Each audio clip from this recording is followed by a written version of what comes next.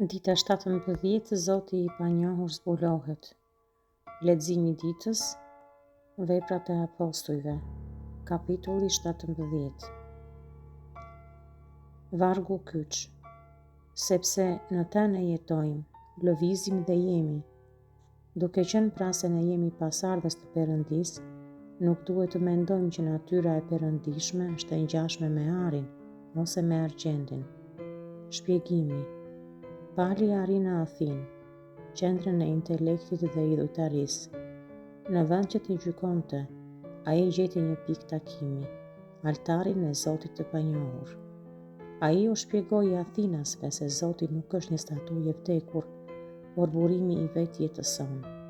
Mesazhi është: Zoti nuk është larg nga asnjë prej nesh. Ai është krijuesi në të cilin e marrim frymë çdo sekond.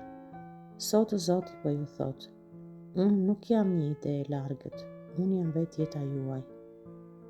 Lutu me mua. Lutja e reflektimit për ditën 17. O Zot, krijuesi i qiellit dhe i tokës, unë të falenderoj që ti u bëre i njohur për ne përmes Jezusit. Faleminderit që unë jetoj, lëviz dhe jam vetëm për shkak të hirit tënd. Unë rrëfej që shpesh i kam vënë idhujt e mi, punën, teknologjinë, shqetësimet, në vendin që të takon vetëm ty. Të lutem hap sytë e mi sot, që të shoh praninë tënde kudo rreth meje. Më ndihmo t'i flas botës për ty me mençurinë dhe dashurinë e palit, duke gjetur altarët në zemrat e njerëzve që takoj.